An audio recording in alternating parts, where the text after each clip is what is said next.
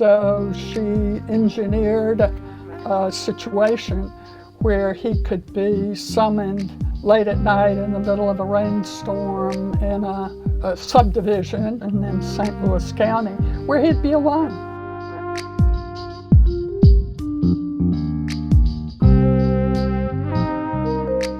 It was assumed that most kidnapping was perpetrated by gangsters until the Lindbergh case. This really lifted the veil on the whole business that kidnapping had become. I'm Sarah Fenske. This is St. Louis on the Air. And before we move on, I want to remind you that the biggest source of St. Louis Public Radio's funding comes from listeners like you. Because you value what you hear on St. Louis on the Air, donate today. Go to stlpr.org/donate. That's stlpr.org/donate.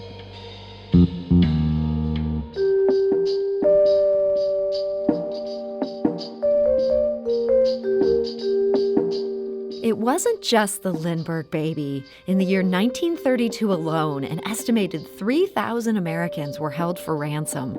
The crimes became so common, the New York Times began publishing a regular feature called Recent Kidnappings in America. Wealthy families took out kidnap insurance, and St. Louis was labeled the kidnap capital of America. That's all from first-time author Carolyn Cox's riveting new nonfiction book. It's called The Snatch, Racket, the kidnapping epidemic that terrorized 1930s America. And Carolyn Cox joins us today to discuss it. Carolyn, welcome. Hi, Sarah. Nice to be with you. So, Carolyn, I'm so excited that you can join us to talk about this book. There's such fascinating history in here. And you actually start this book with a kidnapping in 1931 St. Louis.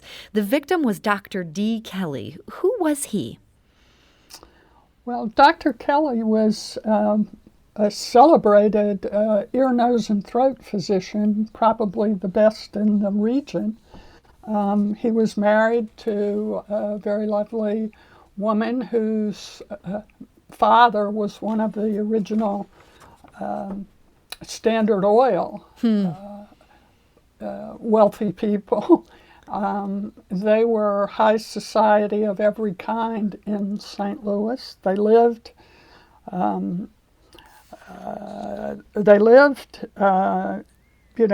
among the high and mighty, no doubt about it. They lived in Portland Place, which was a gated and guarded community.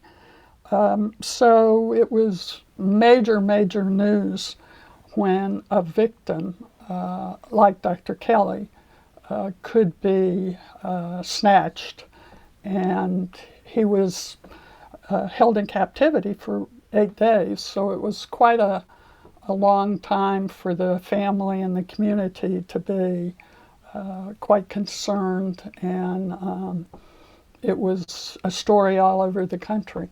So what made Dr. Kelly a target of kidnappers? Well, obviously the fact that he was prosperous and had access not only to his own serious earnings, but his wife's family fortune.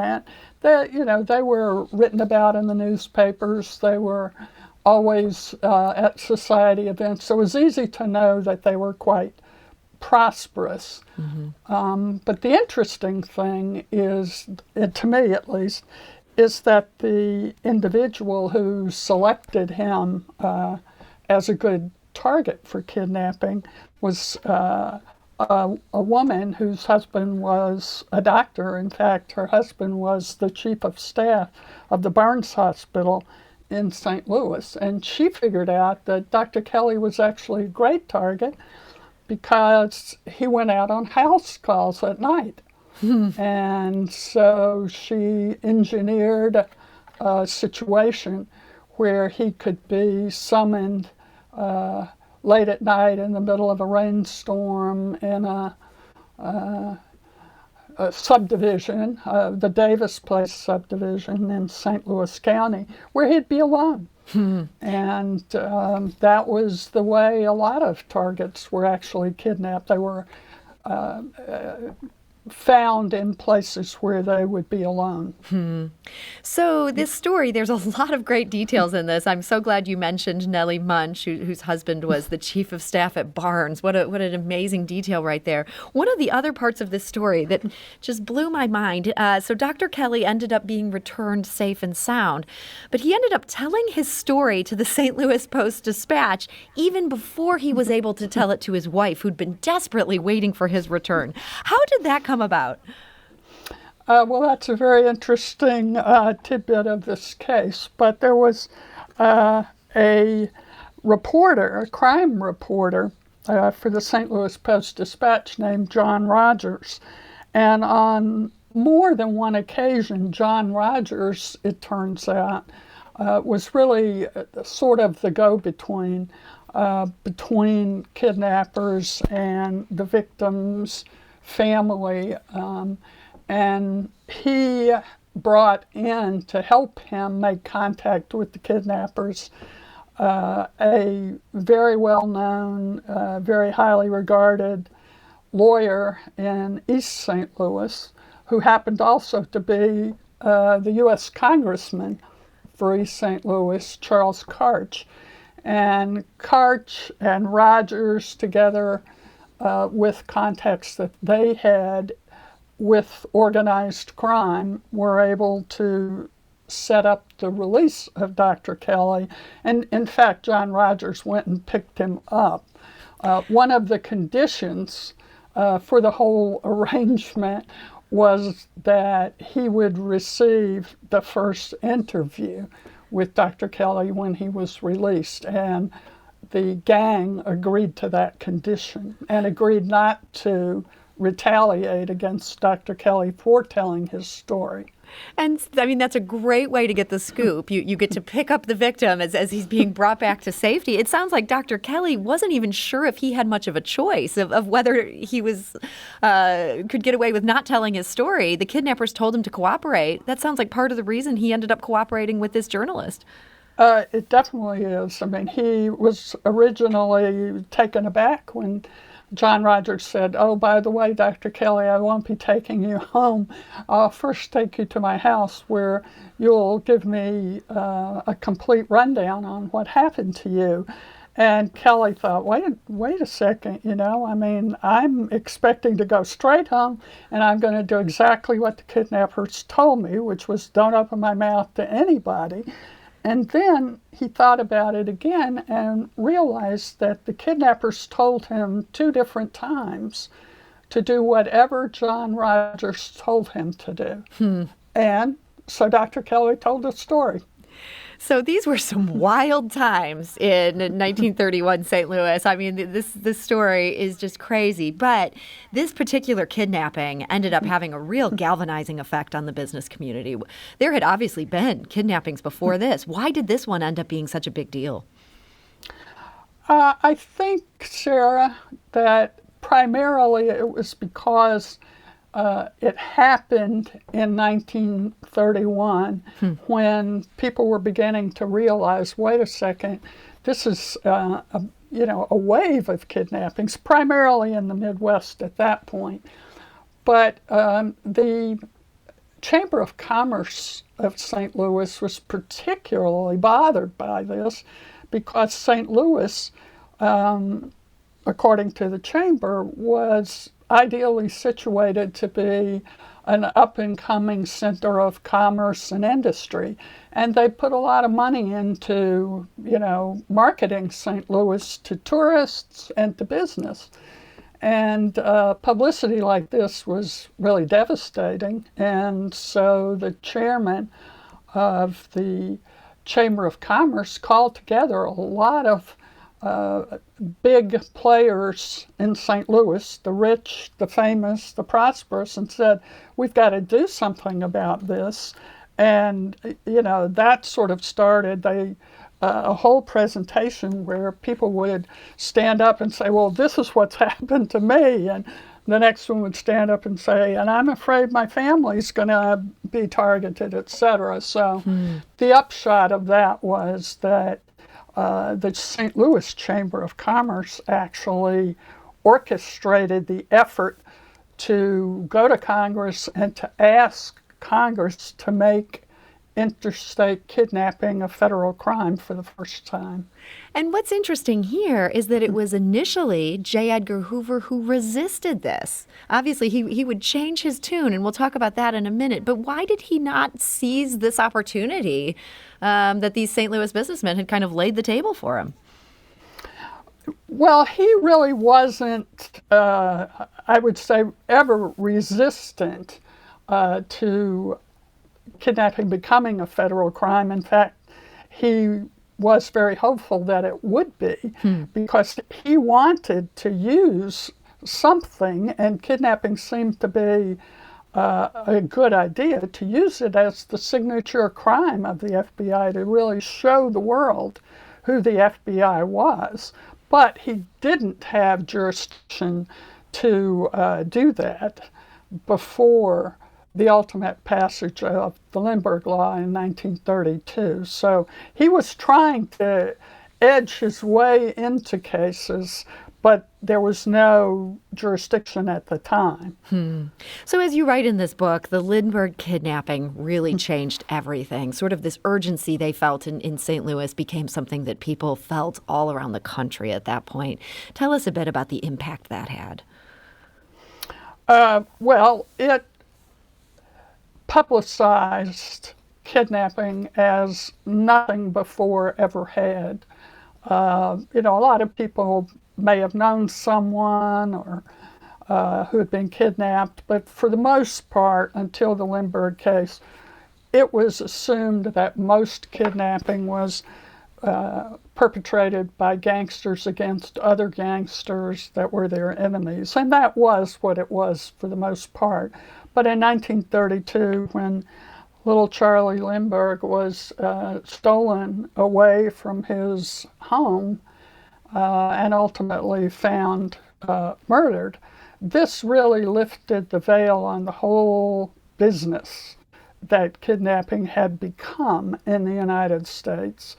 And then when Charles Lindbergh and his wife Anne actually had to go to the underworld, they had to ask gangsters to please help them contact the kidnappers of his son, whom they assumed were gangsters, which turned out not to be true. But they went to them hat in hand and begged them to help.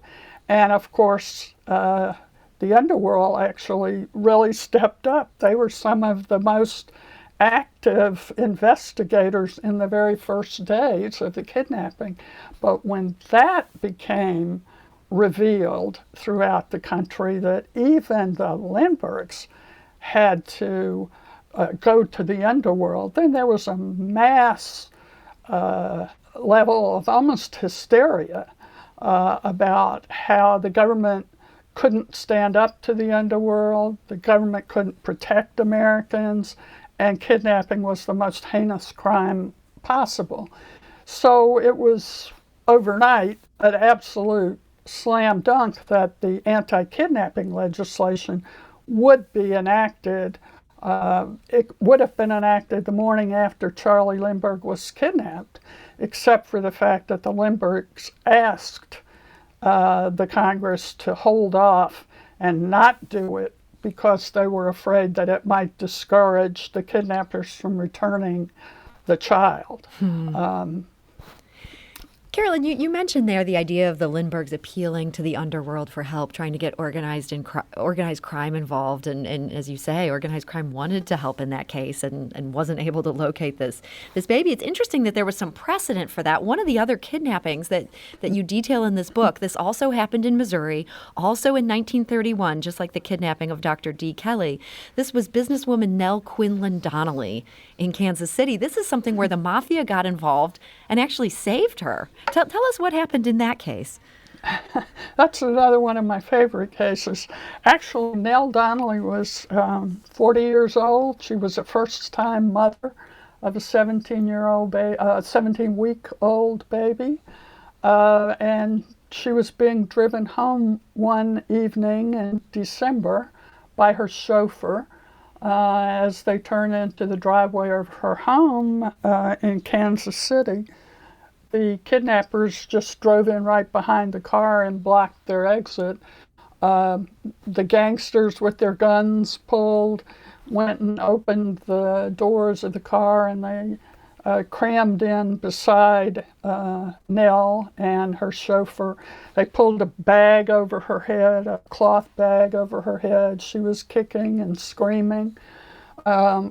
Ultimately, they drove her across the state line into Kansas, about 15 miles away from her home, and hid her along with her chauffeur in the basement with the lights off.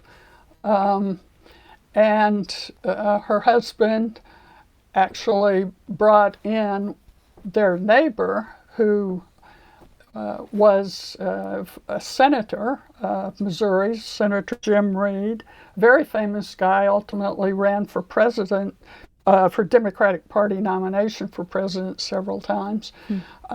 But Jim Reed came in to kind of organize the rescue, and the first thing he did was call in the press and make a speech to the kidnappers, whoever they were, saying he was going to spend the rest of his life looking for Nell Donnelly, and she wasn't brought home unharmed immediately, and they could have their ransom money. But then as soon as he finished doing that, he picked up the telephone and called a man named Johnny Lazia, who was the head of the mafia in Kansas City, whose office, by the way, was in the Kansas City Police Department. And it's quite a good detail right there. Yeah, I love that one. And Senator Reed, who was a fixture in the Pendergrass political machine, which explains why he knew Johnny Lazia and why Johnny Lazia picked up the phone. Senator Reed said, she better be back in 24 hours or I'm personally going on the radio to tell a lot of stuff that I happen to know, Johnny, about your criminal activity. So Lazia knew immediately that this had nothing to do with organized crime in Kansas City, because Nell Donnelly was beloved throughout the city. She was probably the largest employer in the city during the Depression. She hired 1,000 people to make clothes for women, fashion for women. So Lazia immediately called in supposedly 25 carloads of criminals and armed gangsters and told them to go out, canvass every underworld hangout in anywhere they could think of until they could find out where Nell Donnelly and her chauffeur were being held, and to bring her home. And sure enough, before dawn, they had found her in this horrible little cellar across the state line, and Nell and her chauffeur were terrified when they saw these masked people come in with guns, because they didn't really know who they were. They would rather have stayed with the kidnappers until one of the underworld figures carefully explained that they were actually her friends and they were there to rescue her. And they did. She and the chauffeur were left on the side of the road a few miles away, and they called the Kansas City police chief to tell him where to get them. So there's a happy ending on that one. Obviously, that is not what happened in the case of the Lindbergh baby. I mean, people were on pins and needles for weeks on that one, only for there to be the most tragic ending imaginable, that it turned out the kidnappers had killed this baby. And as you say, this gave the feds the ammo they needed to take over kidnapping and get some laws passed that would put this firmly in their jurisdiction. Is that what it really took to wipe out this epidemic? Well, certainly making interstate kidnapping a federal crime. By the way, it wasn't all kidnapping, just kidnapping that involved transportation of the victim across a state line. But making that a federal crime meant that the FBI could investigate those crimes, and the FBI had agents all over the United States, even, Canada, Mexico, places like that. They could immediately search for victims, they could search for witnesses, they could track down kidnappers, and they could track ransom money as it was spent. So you have all of a sudden a whole footprint all over the country that was investigatory. It also meant that the United States Department of Justice could prosecute these federal kidnappings, and that took away much of the power of organized crime that had ways of evading the criminal process in state courts. And it also gave impetus to more federal anti-crime legislation that the need for which was becoming apparent in the automobile age. So I think that it was a real difference, not just a hoped-for difference, because it made the tracing of ransom money, among other things, possible.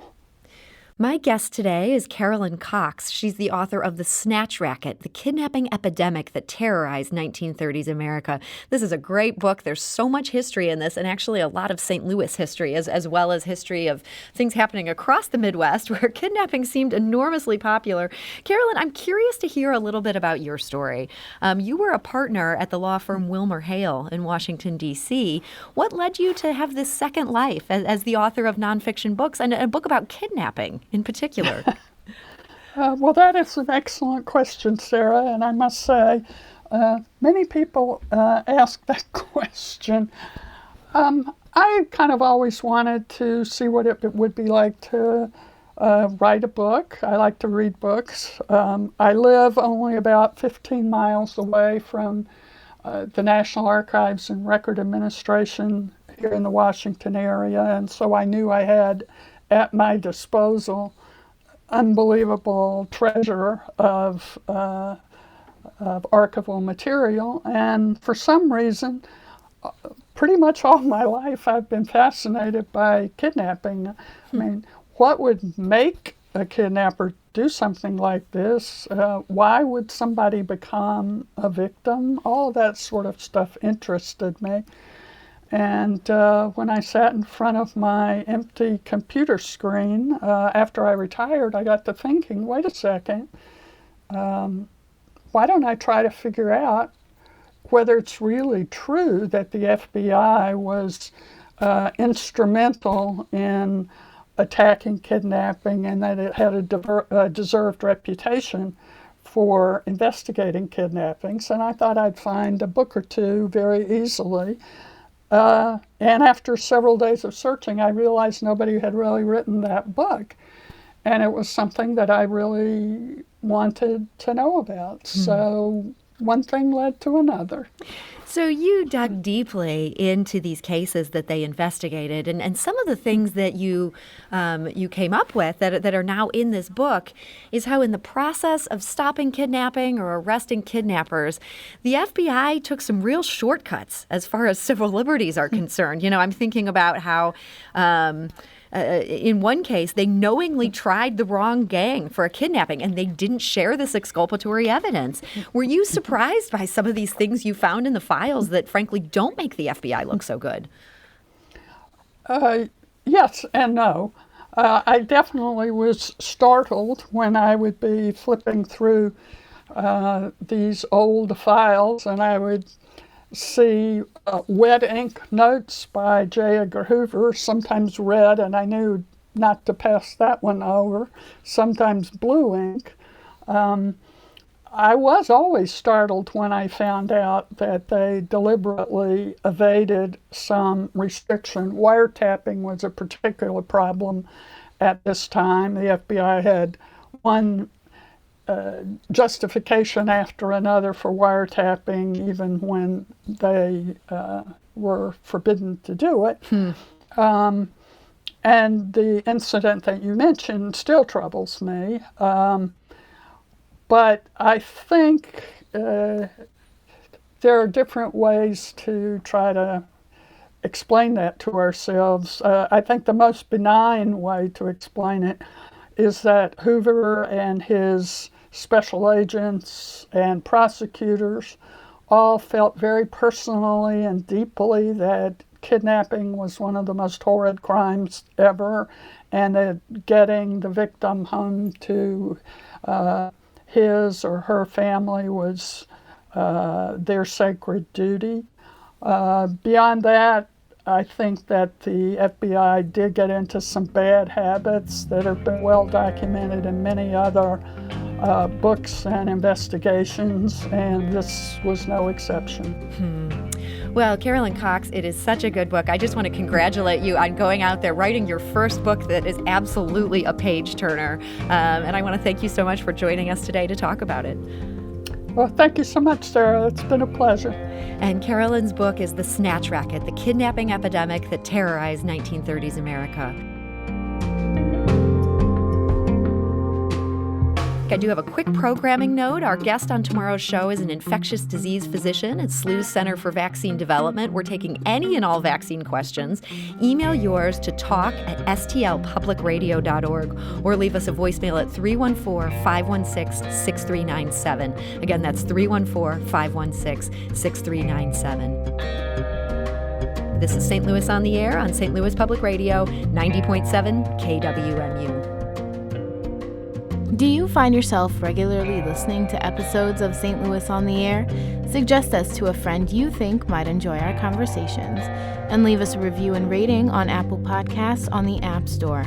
It's the simplest way to help people discover our show. Thank you. St. Louis Public Radio is a member-supported service of the University of Missouri, St. Louis.